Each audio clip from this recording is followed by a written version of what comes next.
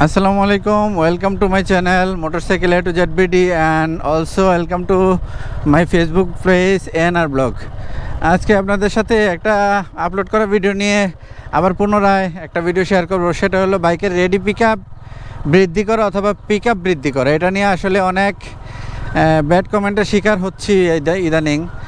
আমি প্রথমে একটা ভিডিও ছাড়ছিলাম যে র্যাব ম্যাচ করে কীভাবে রেডি পিকআপ বাই করতে হয়, এটাই কিন্তু সঠিক নিয়ম।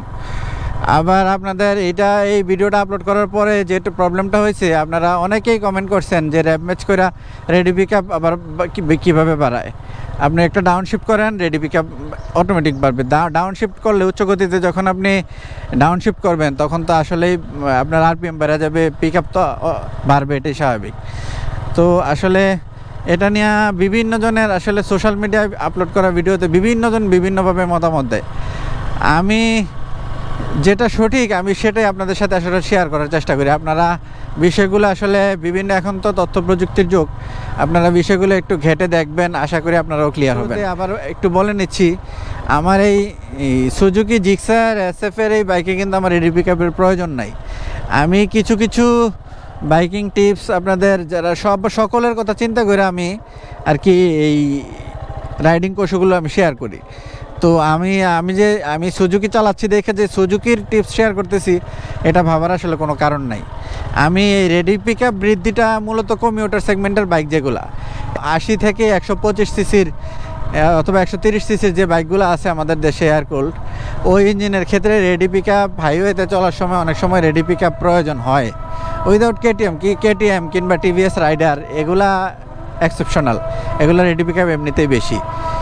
এছাড়া বাকি যে বাইকগুলো আছে যেমন ইয়ামাহা সালেটো আছে, তারপরে বাজাজের ডিসকভার আছে, তারপরে সুজুকির হায়াতে বাইক আছে, এইসব বাইকগুলোতে হাইওয়েতে কিছু সময় ওভারটেকিংয়ে রেডি পিকআপের প্রয়োজন হয়। তো রেডি পিকআপটা আপনি দুইভাবে বৃদ্ধি করতে পারবেন। একটা আমি শুরুতে যেটা দেখাইছিলাম, র্যাব ম্যাচের মাধ্যমে রেডি পিকআপটা বাড়াইতে পারবেন। র্যাব ম্যাচের মাধ্যমে রেডি পিকআপটা কীভাবে বাড়ায় আপনাদেরকে দেখাই চলেন। এটা সেগমেন্টের বাইকে রেডি পিকআপ কীভাবে আপনারা বাড়াবেন? মনে করেন আপনি কোনো গাড়িকে ওভারটেক করছেন, এমন সময় আপনার রেডি পিকআপ প্রয়োজন, তো আপনি র্যাব ম্যাচের মাধ্যমে রেডি পিকআপটা কীভাবে বাড়াবেন? মনে করেন আমার এই যে 5 নম্বর গিয়ারে আছে, আমার এখন একটু রেডি পিকআপ প্রয়োজন, তখন আমি কী করব? ক্লাস ধরবো, ক্লাস ধরে ক্লাসটা ছাড়ার আগে থ্রোটলটা বাড়াই দিয়ে ক্লাসটা হঠাৎ করে ছেড়ে দেবো, তখন বাইকের গতি হুট করে বেড়ে যাবে। এটা হলো এক সিস্টেমে র্যাব ম্যাচ করে রেডি পিকআপ বাড়ানো যায়। আরেকটা সিস্টেম হলো আপনি ডাউনশিফটের মাধ্যমে রেডি পিকআপ বাড়াইতে পারবেন, কিন্তু ডাউনশিফটের মাধ্যমে রেডি পিকআপ বাড়ানোটা উচিত না, ইঞ্জিনের উপর একটু প্রেশার পড়ে।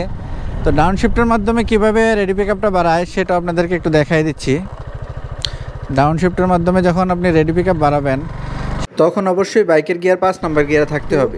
5 নম্বর গিয়ারে না রাইখা যদি আপনি রেডি পিকআপ বাড়াইতে যান তাহলে কিন্তু সেটা হবে না। তখন এই জন্য অবশ্যই উচ্চ গতিতে আপনি ডাউনশিফট করে রেডি পিকআপ বাড়াইতে হলে বাইক 5 নম্বর গিয়ারে রাখতে হবে। 5 নম্বর গিয়ারে বাইক আছে, 5 নম্বর গিয়ার আপনার রেডি পিকআপ মনে করেন প্রয়োজন এখন, তখন আপনি একটা এই যে ডাউনশিফট কইরা আপনি থ্রোটলটা বাড়াই দিয়া র্যাব ম্যাচ কইরা, এটাও র্যাব ম্যাচের মাধ্যমে থ্রোটলটা বাড়াই দিলে আরপিএম বেড়ে যায়, তখন বাইকের রেডি পিকআপ বেড়ে যায়।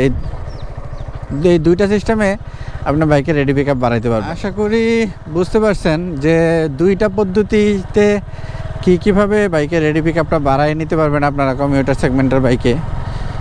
আজকের পর থেকে আশা করি এই ভিডিও দেখে আপনারা ক্লিয়ার হবেন। ঠিক আছে, সবাই ভালো থাকেন। আজকের ভিডিও পর্যন্তই, আল্লাহ হাফেজ।